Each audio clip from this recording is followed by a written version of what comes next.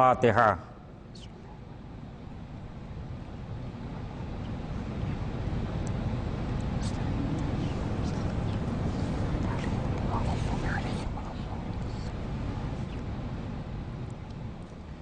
لا حول ولا قوة الا باللہ العلی العظیم۔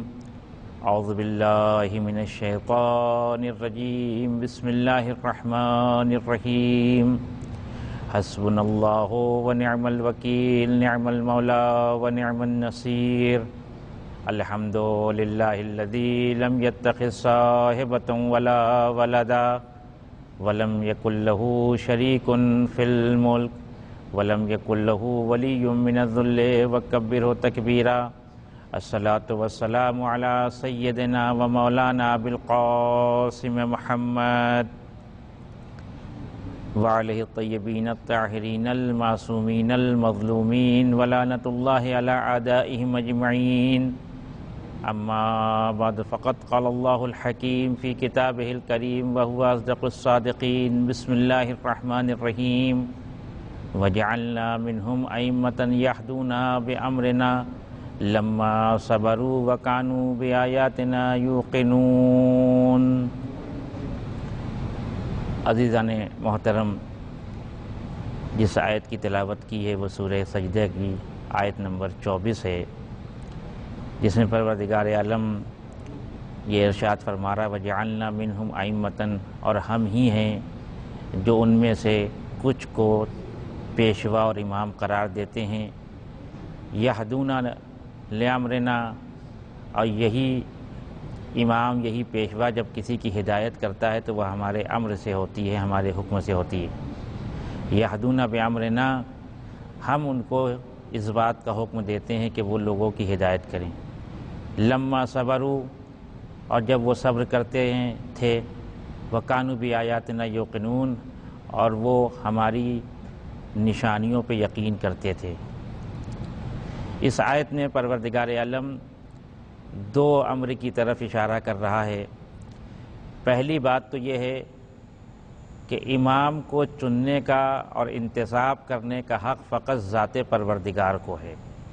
خدا کے علاوہ اس کائنات میں کسی کو یہ حق نہیں ہے کہ کسی کو امام بنائے، یا جتنے بھی الہی عہدے ہیں، چاہے وہ نبوت ہو، چاہے وہ رسالت ہو، چاہے وہ امامت ہو، یہ سارے وہ عہدے ہیں جو پروردگار اپنی مرضی اور اپنی حکمت سے تعیین کرتا ہے اور چنتا ہے۔ لہذا اگر آپ قرآن کو اٹھا کے دیکھیں تو جہاں پر پروردگار عالم نے جناب آدم کے خلیفہ ہونے کا اعلان کیا، وہاں پہ بھی یہی کہا انی جاعل فی الارض خلیفہ، میں زمین پر خلیفہ بنانے جا رہا ہوں، میں زمین پہ خلیفہ بناؤں گا، یعنی کسی اور کو حق نہیں ہے خلیفہ الہی تعین کرنے کا۔ جناب ابراہیم کی امامت کا مسئلہ آیا تو پروردگار نے یہی بات کہی انی جاعلک للناس اماما، ابراہیم ہم نے آپ کو لوگوں کا امام قرار دیا۔ تو ان ساری آیات کو اگر جمع کریں گے اور ایک کے بعد ایک آیات کی تلاوت کریں تو یہ اندازہ ہو جائے گا کہ الہی منصب کو تعیین کرنے کا حق بندوں کو نہیں ہے بلکہ خدا کو ہے۔ یہ ایک مرحلہ۔ دوسرا مرحلہ اس آیت میں یہ ہے کہ پروردگار کہتا ہے کہ یہ ہمارے امر سے، ہمارے حکم سے ہدایت کرتے ہیں۔ یعنی امام جب اپنی امت کی ہدایت کر رہا ہے تو اصل میں یہ ہدایت پروردگار کی ہے۔ اب اگر کوئی امام کے مقابلے میں آ کے قیل و قال کرتا ہے، اشکال کرتا ہے، اور یہ کہتا ہے کہ ہم کو اس بات پہ اشکال ہے، تو اصل میں وہ امامت کی بات پہ اشکال نہیں ہے بلکہ پروردگار کی بات پہ اشکال ہے، کیونکہ امام پروردگار کے حکم سے ہی ہدایت کرتا ہے۔ یہ دو مسئلے اس آیت میں ہیں جو پروردگار سے مربوط ہیں۔ ہدایت کا مسئلہ بھی اس کے پاس ہے اور اپنے انبیاء اور رسول اور ائمہ کے انتخاب کا مسئلہ بھی پروردگار کے پاس ہے۔ لیکن دو صفتیں پھر بیان کی پروردگار نے، لما صبروا وکانوا بآیاتنا یوقنون، کہ امام جس کو اللہ بناتا ہے، جس کو ہادی بناتا ہے، جس کو پیشوا بناتا ہے، اس کی دو صفت ہے۔ پہلی صفت یہ ہے کہ ان کے اندر صبر جیسی صفت پائی جاتی ہے۔ صبر ایک احسن صفت ہے کہ اگر انسان کے اندر موجود ہو اور انسان اس صفت سے متصف ہو جائے تو بڑی سے بڑی مشکلوں سے گزر جائے گا، کبھی پروردگار کی بارگاہ میں آ کے شکوہ نہیں کرے گا۔ اور دوسری صفت جو امام کے اندر ہے کہ وہ اللہ کی نشانیوں کے اوپر یقین رکھتے ہیں۔ تو یہ 4 مقصد اور 4 میسج ہیں اس آیت کے اندر جس کو پروردگار ہمارے حوالے کر رہا ہے۔ اگر آپ صفت صبر کو اٹھا کے دیکھیں ائمہ کی زندگی میں، اماموں کی زندگی میں، تو ایک نمایاں صفت ہے جو ہر امام کی زندگی میں آپ کو ملے گی، لیکن بعض صفتیں ایسی ہیں کہ بعض ائمہ سے مخصوص ہو گئی ہیں۔ ایسا نہیں کہ دیگر ائمہ کے پاس نہیں ہیں، بالکل ہیں۔ جیسے جب کبھی علم کا مسئلہ آتا ہے تو ہمیں امام علی یاد آتے ہیں۔ ایسا نہیں کہ امام حسن کے پاس وہ علم نہیں ہے، امام حسین کے پاس وہ علم نہیں ہے، لیکن مخصوص کر دیا گیا ہے کچھ صفتوں کو بعض ائمہ سے۔ اسی طرح سے جب مسئلہ صبر کا آتا ہے تو تمام ائمہ میں جو نام سب سے آگے آتا ہے وہ امام سجاد علیہ السلام کا، کہ امام سجاد نے جس مرحلے میں آ کے صبر کیا، دنیا کا کوئی انسان اس مرحلے میں آ کے صبر نہیں کر سکتا تھا۔ ظاہر ہے کہ اگر آپ زندگی کو اٹھا کے دیکھیں عصر عاشور کا وہ مرحلہ کہ جہاں امام سجاد علیہ السلام کے خیمے کو جلا دیا گیا، امام سجاد کی ماں بہنوں کے سر سے چادر کو چھین لیا گیا، بابا کو شہید کر دیا گیا، لاشیں کو پامال کر دیا گیا، یہ ساری مصیبتیں امام سجاد کے سامنے اور امام سجاد کے اوپر ڈھائی گئیں۔ لیکن اس کے باوجود راوی کہتا ہے کہ جب شام غریبہ آئی ہے تو امام سجاد نے اپنے سر کو پروردگار کے سجدے میں رکھ دیا۔ یہ صبر کی بہترین دلیل ہے، یہ صبر کا بہترین نمونہ ہے۔ اور پھر کربلا کے بعد کوفہ اور کوفہ کے بعد شام کے جو مراحل طے کیے ہیں امام سجاد نے، خدا شاہد ہے کسی ایک مرحلے پہ آ کر امام سجاد نے پروردگار سے شکوہ نہیں کیا کہ پروردگار یہ مصیبتیں، یہ مشکلات، یہ پریشانیاں تو نے ہمارے کے لیے کیوں رکھی۔ ہر مرحلے پہ شکر کا سجدہ کیا، پروردگار اگر ہمارے اس مشکلات سے دین بچتا ہے تو ہم مشکلات کو تحمل کرنے کے لیے تیار ہیں، اگر دین بچ جاتا ہے، اگر دین کی حفاظت ہوتی ہے تو ہم صبر کرنے کے لیے تیار ہیں۔ لہذا پوری زندگی امام سجاد علیہ السلام نے صبر کیا۔ آپ کی زندگی جو کربلا کے بعد شروع ہی ہوئی ہے، جس کی طرف ہم کربلا کے بعد متوجہ ہوتے ہیں، وہ تقریباً 34.5 یا 35 سال کی زندگی ہے جو آپ نے کربلا کے بعد امامت کی زندگی شروع کی ہے اور وہ گزاری ہے۔ اس زندگی کو اٹھا کے دیکھیں، انتہائی پرآشوب دور، انتہائی خطرناک دور، ایک ایسا دور کہ اگر اس زمانے میں امام اپنے گھر کے اندر بیٹھ کے کوئی کام کرنا چاہتے ہیں تو اس کام کی خبر بادشاہ تک پہنچ جاتی، ایسے جواسیس موجود ہیں۔ لہذا روایت نے لکھا ہے کہ امام نے ایک کنیز کو آزاد کیا، گھر کے اندر جو کنیزیں تھیں امام کے پاس اس میں سے ایک کنیز کو آزاد کیا، اور آزاد کرنے کے بعد اس سے عقد کر لیا۔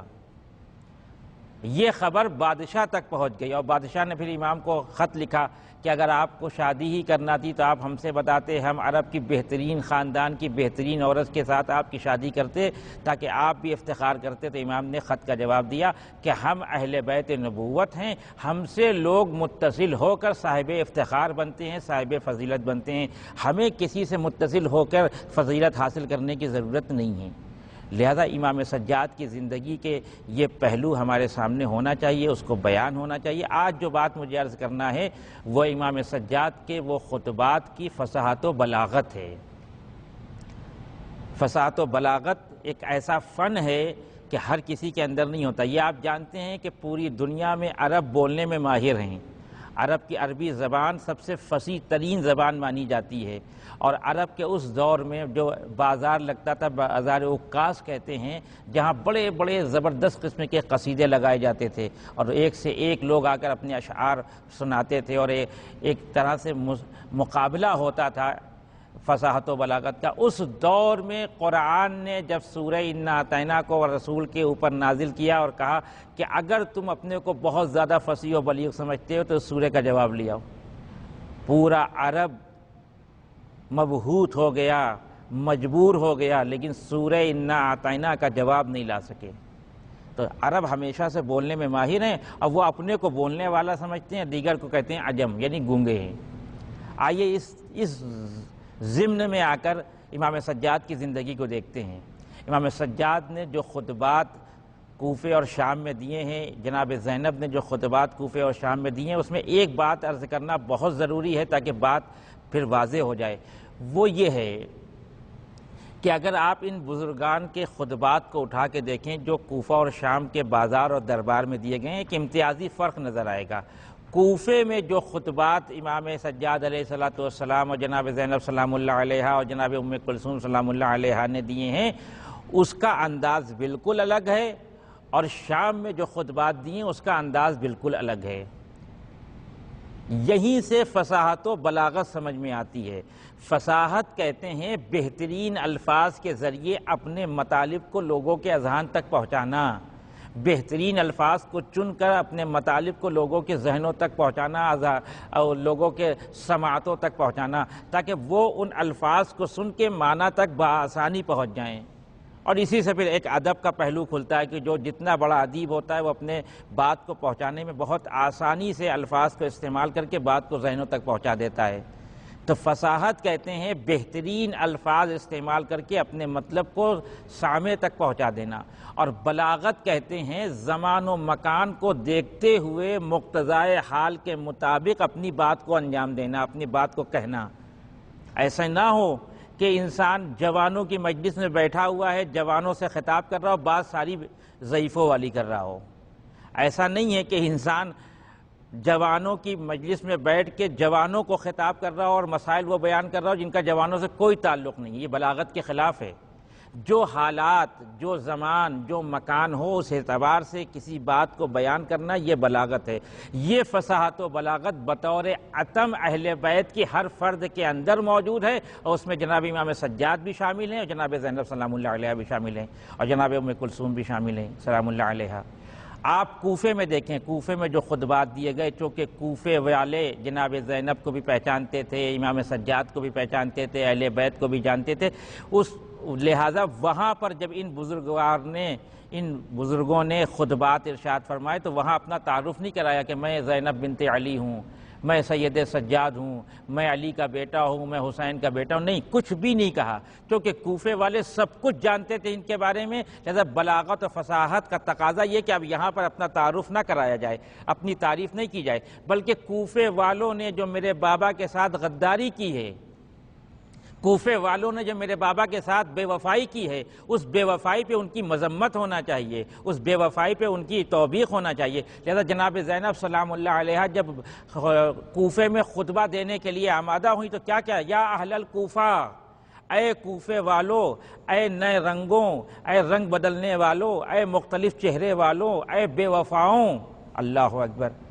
یہاں پہ اس انداز سے داخل ہو رہی ہیں جناب زینب سلام اللہ علیہ کوفے والوں کے پاس، سامنے اپنی باتوں کو اس طرح سے رکھ رہی ہیں اور کہتی ہیں اتبکون، تم روتے ہو اب، فلا رقات الدماء، خدا تمہارے آنسوؤں کو کبھی نہ روکے۔ لہذا پورے خطبے میں اہل کوفہ کی مذمت کی، چونکہ اہل کوفہ اس قابل تھے کہ ان کی مذمت کی جائے۔ اور اس جناب زینب کے خطبے کے بعد آپ جناب ام کلثوم کا خطبہ اٹھا کے دیکھیں تو وہاں بھی آپ کو یہی پہلو ملے گا کہ اس خطبے میں بھی جناب ام کلثوم سلام اللہ علیہ کہتی ہیں کہ تم نے وہ کام کیا ہے جس کام کے بعد تم جہنم کے مستحق ہو، اب تمہیں جہنم میں ڈالا جائے گا، تم ساری زندگی روتے رہو، تمہیں رونے کی کوئی پرواہ نہیں کی جائے گی۔ اس طرح کی توبیخی باتیں کی ہیں، مذمت کی بات کی ہے، کیوں؟ اس لیے کہ یہ اس قابل تھے کہ ان کی مذمت کی جائے۔ انہوں نے وقت کے امام کو بلایا تھا، خط لکھ کے بلایا تھا، اپنا حاکم مانا تھا، اپنا امام مانا تھا، اور جب امام نے اپنے سفیر جناب مسلم کو ان کی طرف بھیجا تو سب بے وفا ہو گئے، سب مکر گئے اپنی باتوں سے، انکار کر گئے اپنی باتوں سے۔ لیکن جب یہی بزرگوار شام میں پہنچتے ہیں جناب امام سجاد اور جناب زینب تو وہاں خطبے کا انداز بدل جاتا ہے۔ کیوں؟ میں آپ کی خدمت میں بس یہ عرض کرنا چاہتا ہوں کہ آپ شام کو پہچانیں۔ شام ایک ایسا ملک ہے جہاں چھوٹے چھوٹے بچوں کے ذہنوں کی تربیت اس طرح سے کی جا رہی ہے کہ معاذ اللہ علی ایک ایسا انسان ہے جو نماز نہیں پڑھتا، اہل بیت کو خارجی بتایا جا رہا ہے، علی ابن ابی طالب کو ایک ایسے انسان کے ذریعے سے تعارف کرایا جا رہا ہے اس طرح سے کہ جیسے امام علی کا نماز سے کوئی تعلق نہ ہو۔ لہذا آپ نے سنا ہے کہ جب امام علی کی شہادت کی خبر شام میں پہنچی ہے تو لوگوں نے حیرت سے پوچھا کہ کیا علی معاذ اللہ نماز نہیں پڑھتے تھے؟ اللہ اکبر! جس کے گھرانے سے نماز کا سلیقہ نکلا ہو، جس کو دیکھ کے لوگوں نے نماز پڑھنے کا سلیقہ سیکھا ہو، آج اس خاندان کے بارے میں کہا جا رہا ہے کہ کیا یہ نماز پڑھتے تھے؟ یہ چھوٹے چھوٹے بچوں کی ذہنی تربیت کرنا اس بات کی دلیل ہے کہ شام ایک ایسی جگہ تھی کہ جہاں پروپیگنڈا تھا، جہاں لوگ میڈیا زدہ تھے، میڈیا کی بات بہت سنتے تھے، جیسے آج سن رہے ہیں میڈیا کی بات۔ میڈیا میں جو آ جاتا ہے اس کو یقین سے مان لیتے ہیں، اس کے اوپر آنکھ بند کر کے عمل کرنے لگتے ہیں۔ آج کل جو واٹس ایپ اور فیس بک اور ٹویٹر کے اوپر جو کچھ پیغام آیا، جس کے خلاف کوئی بات آئی، ہم نے فوراً فارورڈ کر دیا، یہ سوچا بھی نہیں کہ یہ بات آئی ہے صحیح ہے یا صحیح نہیں ہے۔ یہی کام شام کے اس ملک میں ہوا ہے اہل بیت کے خلاف۔ لہذا اب امام سجاد اور جناب زینب کی ذمہ داری تھی کہ جب شام کے اس ملک میں پہنچیں، جب سیریا میں پہنچیں، تو اپنے خطبات کے ذریعے پہلی ذمہ داری اور فصاحت و بلاغت کا کمال یہ ہے اور تقاضا یہ ہے کہ اپنے خطبوں سے پہلے اہل بیت کو پہچنوائیں، ان کی ذات کو پہچنوائیں، ان کے کمالات کو پہچنوائیں۔ لہذا امام سجاد نے جو خطبات دیے ہیں اس میں مذمت نہیں کی اہل شام کی، اس میں توبیخ نہیں کی اہل شام کی، ان سے یہ نہیں کہا کہ تم جہنم میں چلے جاؤ گے، جبکہ وہ جہنمی ہیں، لیکن اس لیے نہیں کہا کیونکہ وہ پہچانتے نہیں تھے۔ تو لہذا پہلی ضرورت یہ تھی کہ امام سجاد جب شام میں خطبہ دیں تو خود اپنے بارے میں بتائیں، اپنے بابا حسین ابن علی کے بارے میں بتائیں، اپنے دادا علی مرتضیٰ کے بارے میں بتائیں۔ لہذا وہ مشہور خطبہ جو سنا جاتا ہے، جو کہا جاتا ہے کہ امام سجاد نے خطبہ دیا دربار شام میں، وہ خطبہ کبھی آپ پڑھیں، اس کی عبارت پڑھیں تو اندازہ ہو جائے گا کہ کس طرح سے فصاحت و بلاغت کے ذریعے اپنے بات کو امام سجاد نے لوگوں کے اذہان تک پہنچایا، اور جب یہ خطبہ ختم ہوا تو ایک انقلاب پیدا ہو گیا۔ اللہ اکبر۔ آئیے اس خطبے کے کچھ جز آپ کی خدمت میں پیش کرتے ہیں تو اندازہ ہو جائے گا کہ یہ وہ خاندان ہے جس کی فصاحت و بلاغت میراث ہے۔ شام کا وہ دربار ہے، 700 کرسی نشین موجود ہیں، مختلف ممالک کے وزراء کو دعوت دے کے بلایا گیا ہے، یزید اپنے تخت پہ بیٹھا ہوا ہے، یزید کا ایک غلام ایک منبر پہ جا کر یزید کی تعریفیں کر رہا ہے اور اہل بیت کے خلاف باتیں کر رہا ہے۔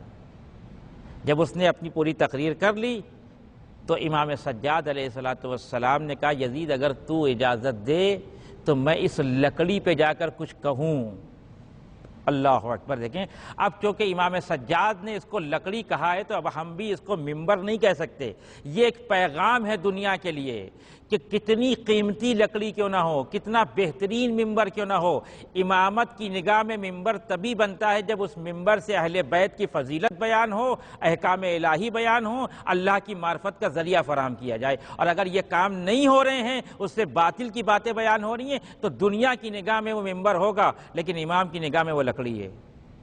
امام نے کہا اگر تو کہے تو میں بھی جاؤں، اور پھر ایک عجیب بات کہی، میں اس لکڑی پہ جا کر اللہ کی مرضی کے لیے کچھ بیان کروں تاکہ جو لوگ یہاں پہ موجود ہیں ان کو اجر و ثواب مل سکے۔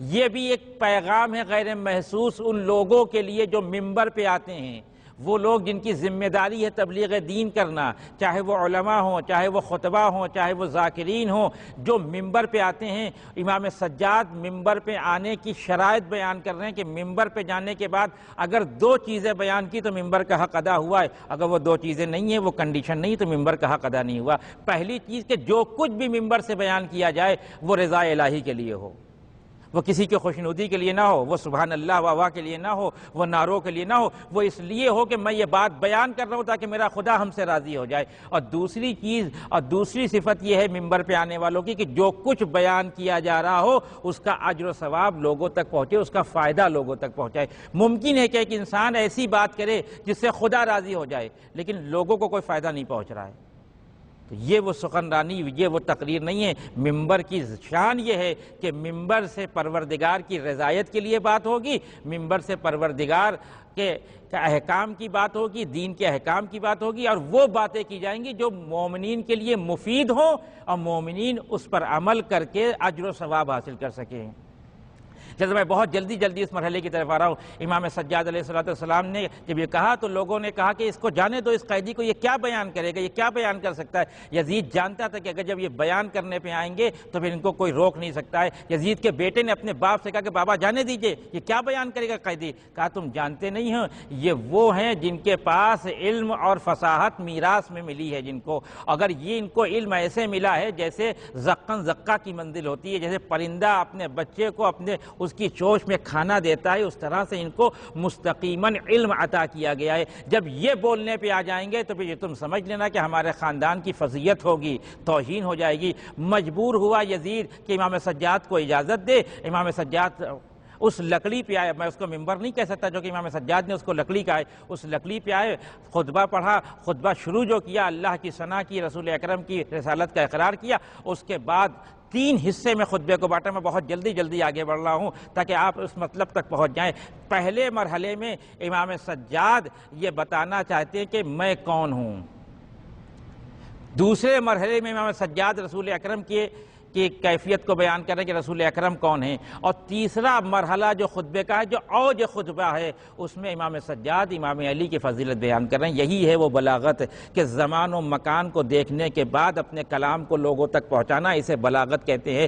کیا ضرورت تھی امام سجاد کو اس مرحلے پہ آ کر امام علی کی فضیلت بیان کرنے کی؟ عموماً لوگ یہ سوچتے ہیں کہ ممکن ہے امام سجاد کو امام حسین کے فضائل بیان کرنا چاہیے تھے، وہ مصیبتیں بیان کرنا چاہیے جو کربلا میں پیش آئی، لیکن کچھ بھی نہیں بیان کیا۔ کیوں؟ اس لیے کہ شام میں کھڑے ہوئے ہیں جہاں سب لوگ علی ابن ابی طالب کو برا کہتے ہیں، علی کو جانتے نہیں ہیں۔ کہا آج میں اپنے دادا کی پہچان کرواؤں گا۔ آواز دی جو مجھے پہچانتا ہے وہ پہچانتا ہے، جو نہیں پہچانتا وہ پہچان لے کہ میں مکہ کا بیٹا ہوں، میں مینا کا بیٹا ہوں، میں زمزم کا بیٹا ہوں، میں صفا و مروہ کا بیٹا ہوں۔ ایک ایک نسبتیں دیتے چلے گئے، اور اس کے بعد آواز دی میں اس کا بیٹا ہوں جسے معراج پہ لے جایا گیا، یعنی رسول اکرم کی طرف خطاب کر کے کہتے میں اس کا بیٹا ہوں جس نے اپنی ردا میں حجر اسود کو اٹھا کے نصب کیا۔ ایک ایک صفت بیان کرتے رہے، اور فوراً پھر امام سجاد علیہ السلام تیسرے مرحلے کی طرف داخل ہوئے، جو خطبے کا سب سے اہم اور یقینی مرحلہ ہے، کہ جہاں پر امام سجاد نے جب فضائل بیان کرنے شروع کیے امام علی کے، تو وہاں پہ یزید کا تو نام ہی نہیں لیا، اس کے خاندان کا تو نام ہی نہیں لیا۔ آواز دی میں اس کا بیٹا ہوں جس نے 2 ہجرتیں کی۔ اشارہ امام علی کی طرف پہلی ہجرت جو مکے سے مدینے کی طرف کی۔ اب بعض لوگ اس میں اختلاف کرتے ہیں، کچھ کہتے ہیں دوسری ہجرت سے مراد وہ ہجرت ہے جو شیب ابی طالب میں ہے، لیکن ہو سکتا ہے یہ بھی ممکن ہے کہ شیب ابی طالب کی ایک ہجرت اور ایک مکے سے مدینے کی طرف ہجرت، لیکن ایک امکان اور پایا جاتا ہے کہ جس کی طرف ممکن ہے امام سجاد نے اشارہ کیا ہو کہ ایک ہجرت تو مکے سے مدینے کے سمجھ میں آتی ہے، دوسری ہجرت وہ ہے جو رسول کے ساتھ اس زمین سے آسمان کی طرف کی، جسے معراج کہتے ہیں۔ پھر فرمایا کہ میں اس کا بیٹا ہوں جس نے 2 بیعتیں کی ہیں، ایک بیعت اس وقت جب رسول نے اپنی رسالت کا اعلان کیا تو سب سے پہلے علی ابن ابی طالب نے رسول کی بیعت کی، اور دوسری بیعت شجرہ کہلاتی ہے جسے بیعت رضوان بھی کہتے ہیں۔ پھر کہتے ہیں میں اس کا بیٹا ہوں جس نے 2 تلواروں سے جنگ لڑی، یہ اشارہ ہے اس جنگ احد کی طرف جہاں رسول اکرم کا دفاع کرتے کرتے علی ابن ابی طالب کی تلوار ٹوٹ گئی، اور جب تلوار ٹوٹی تو رسول اکرم کی بارگاہ میں آ کے کہتے ہیں یا رسول اللہ تلوار ٹوٹ گئی، میں آپ کا دفاع کر رہا تھا، رسول نے دعا کی آسمان سے ذوالفقار آ گئی۔ یہ مطالب جو امام سجاد بیان کر رہے ہیں، کہاں بیان کر رہے ہیں؟ یزید کے دربار میں۔ تو اب یہ جانتے ہیں کہ یزید کے خاندان میں تو اس طرح کا کوئی کمالات نہیں پائے جاتے، تو یزید کیا کہے گا اچھا تمہارے بابا نے 2 ہجرتیں کی تھی تو میرے باپ نے بھی 2 ہجرتیں کی، وہاں تو ہجرت کا کوئی سوال ہی نہیں ہے، وہاں تو رسول کی رسالت کے لیے موانع کھڑے کیے گئے، وہاں تو رسول کو دبانے کے لیے کوششیں کی گئی، لہذا ایک ایک فضیلت کو، اور آخر میں آ کے کہتے ہیں میں اس کا بیٹا ہوں جس نے دشمن سے اس وقت تک جنگ لڑتا رہا، اس کی ناک کو زمین پہ رگڑا جب تک دشمن نے لا الہ الا اللہ نہیں کہا۔ اللہ اکبر، یہ ہے فصاحت و بلاغت، اسے کہتے ہیں فصاحت و بلاغت۔ اور جب خطبہ ختم ہوا تو لوگوں میں انقلاب پیدا ہو گیا، لوگ کہنے لگے یزید تو کہتا تھا یہ خارجی ہیں، انہوں نے تو تیرے اوپر خروج کیا، یہ تو آل محمد ہیں، ارے تو آل محمد کے بچوں کو قیدی بنا کے دربار میں لے کے آیا ہے۔ اللہ اکبر، دیکھیں خطبے کا اثر دیکھیں کہ جس دربار میں سب یزید کے ماننے والے تھے، امام سجاد نے اپنی شجاعت سے، امام سجاد نے اپنے کمالات سے، اپنی فصاحت و بلاغت سے لوگوں کو بولنے پہ مجبور کر دیا۔ اور پھر اس کے بعد فرماتے ہیں کہ ہم اہل بیت کو اللہ نے 6 چیزیں عطا کی ہیں اور 7 فضیلتیں عطا کی ہیں، اور پھر ان ساری فضیلتوں کا بتایا کہ اللہ نے ہم کو علم دیا ہے، اللہ نے ہم کو فصاحت دی ہے، اللہ نے ہم کو شجاعت دی ہے۔ ظاہر ہے کہ اس سے بڑی اور شجاعت کیا ہوگی کہ ظالم و جابر بادشاہ کے سامنے کھڑا ہو کے کوئی انسان ہاتھوں میں ہتکڑیاں، پیروں میں بیڑیاں، گلے میں خاردار توق، اس کے بعد شجاعت کا عالم یہ کہ امام سجاد خطبہ دے رہے ہیں۔ روایت کے جملے یہ ہے کہ سب سے بڑا جہاد یہ ہے کہ انسان ظالم کے سامنے جا کے کلمہ حق بولے۔ آج امام سجاد دربار یزید میں کھڑے ہو کے اپنے خاندان کا تعارف کرا رہے ہیں، اپنے بابا کا تعارف کرا رہے ہیں، علی مرتضیٰ کا تعارف کرا رہے ہیں کہ پہچانو ہم کون ہیں، ہم کون ہیں۔ اللہ اکبر۔ یہ وہ خطبہ ہے جو شام کے دربار میں امام سجاد نے زمان و مکان کے مقتضا کو دیکھتے ہوئے دیا کہ چونکہ یہاں سب علی کے دشمن ہیں، لہذا آج میں اپنے دادا کی معرفت کراؤں گا۔ اور جب امام علی کی معرفت ہو گئی لوگوں کو تو کتنے لوگ بغاوت کے لیے کھڑے ہو گئے۔ یزید پریشان ہو گیا، یہ مرحلہ تھا۔ لیکن عزیزو، میرا پڑھ دینا آسان ہے، آپ کا سن لینا آسان ہے، لیکن ایک انسان کا اس حالت میں اتنا فصیح و بلیغ خطبہ دینا کہ جب اس کی ماں بہنیں بے مخنو چادر کھڑی ہوں اور چاروں طرف نامحرموں کا مجمع ہو، اللہ اکبر، عجیب مرحلہ ہے دربار شام کا۔ آپ جائیے تو احساس ہوتا ہے، جب انسان وہاں قدم رکھتا ہے تو آنکھوں سے آنسو نکلنا شروع ہو جاتے ہیں۔ ارے یہ وہی دربار ہے جہاں آل محمد کی بیٹیوں کو بے مخنو چادر لایا گیا تھا۔ بس عزیزوں، میں نے بات کو ختم کیا، ایک مختصر سا واقعہ، وہی مصائب ہوگا اور بات کو ختم کر دوں گا۔ آپ نے سنا ہے کہ بیویوں کے ہاتھوں میں رسن بندھی ہوئی تھی، ایک ہی رسن میں ساری بیویوں کے ہاتھ بندھے تھے، اور ایک 4 سال کی بچی سکینہ تھی جسے حسین کے سینے پہ نیند آتی تھی۔ وہ چونکہ قد میں چھوٹی تھی تو سکینہ کے گلے کو رسی سے باندھ دیا گیا تھا۔ سوچئے کیفیت کیا ہوگی، جب بیویاں چلتی تھی تو سکینہ کا گلا گھٹ جاتا تھا۔ یہی وجہ ہے جب یہ قافلہ دربار شام میں لایا گیا تو ایک دفعہ یزید نے دیکھا ایک چھوٹی سی بچی ہے جو کبھی اپنے ایک پیر کو رکھتی ہے، کبھی ایک پیر کو اٹھاتی ہے۔ یزید متوجہ ہوا یہ کون ہے؟ کسی نے کہا تجھے نہیں معلوم یہ حسین کی بیٹی سکینہ ہے جسے اپنے بابا سے بہت محبت ہے۔ یزید کہتا ہے سکینہ یہ بار بار پیر کو اٹھاتی اور رکھتی کیوں ہے؟ کہ تو دیکھ نہیں رہا ہے میرے گلے میں رسن بندھی ہوئی ہے، اگر میں پیر زمین پہ دونوں رکھتی ہوں تو میرا گلا گھٹنے لگتا ہے یزید، اسی لیے میں اپنے ایک پیر کو کبھی اٹھاتی ہوں کبھی زمین پہ رکھتی ہوں۔ یزید کہتا ہے سکینہ میں نے سنا ہے تو اپنے بابا کو بہت چاہتی ہو، تمہیں بابا سے بہت محبت ہے، تمہارا بابا تمہیں بہت چاہتا ہے۔ سکینہ کہتی ہاں ہاں میرا بابا بے شک مجھے بہت چاہتا ہے، خدا کسی یتیمہ کے اوپر یہ وقت نہ لائے کہ جب اس کے سامنے یہ اس طرح کا امتحان رکھا جائے۔ آواز دیتا ہے سکینہ یہ تشت کے اندر تمہارے بابا کا سر رکھا ہے، میں تو تب سمجھوں گا کہ تمہارا بابا تمہیں بہت چاہتا تھا کہ جب تم اپنے آغوش میں اپنے ہاتھوں کو پھیلا کے کہو اے بابا میرا آپ کا سر میری آغوش میں آ جائے۔ سکینہ کے محبت کا امتحان تھا۔ ارے زینب دیکھ رہی تھی، سید سجاد کی آنکھوں کے سامنے یہ امتحان ہو رہا تھا۔ یزید کہتا سکینہ ارے یہ دعا کرو کہ تمہارے بابا کا سر تمہارے آغوش میں آ جائے۔ ارے بچی نے اپنے جلے ہوئے دامن کو پھیلایا، اے بابا آج آپ کی محبت کا امتحان ہے، آج آپ کی بیٹی کی محبت کا امتحان ہے، یہ ظالم ہمارا امتحان لینا چاہتا ہے۔ سکینہ کے اس آواز میں اتنا درد تھا کہ لوگ رونے لگے، اور اسی درمیان دیکھا کہ تخت سے سر حسین اٹھا اور اٹھ کے ایک دفعہ سکینہ کی آغوش میں آیا۔ ارے بیٹی نے باپ کے سر کو دیکھا، اپنی آغوش میں لیا، منہ پہ منہ رکھ دیا، آواز دی بابا آپ کے بعد ہمیں تماشے لگائے گئے، بابا ہمارا گھر جلا دیا گیا، بابا میرے بھائی کو قیدی بنایا گیا، بابا آپ کو معلوم ہے ہماری پھوپھیوں کے سر سے چادر چھین لی گئی، ان کے ہاتھوں میں رسن باندھی گئی، اور آخری جملہ اور میں نے زحمت کو تمام کیا، فرماتی ہے بابا آپ نے محبت سے جو مجھے بالیاں پہنائی تھی کان میں، ظالم نے ایسے چھینی کہ میرے کانوں کی لویں پھٹ گئی۔ اے بابا ذرا میرے کرتے کو دیکھیے خون سے آلودہ ہے۔ ارے بچی نے شکوہ کرنا شروع کیا، اے بابا ارے آپ کے بعد کوئی نہیں آیا جو مجھ سے یہ کہتا کہ ارے یہ یتیمہ ہے اس کے سر پہ ہاتھ پھیرو۔ ارے لوگ آئے مجھے تماشا لگانے کے لیے، چادریں چھیننے کے لیے، اسباب خانہ چھیننے کے لیے۔ اے بابا میں پکارتی رہی، میرا بابا مجھے بہت چاہتا ہے، کوئی سننے والا نہیں۔ انا للہ و انا الیہ راجعون۔ اللہم صل علی محمد و آل محمد، اللہم صل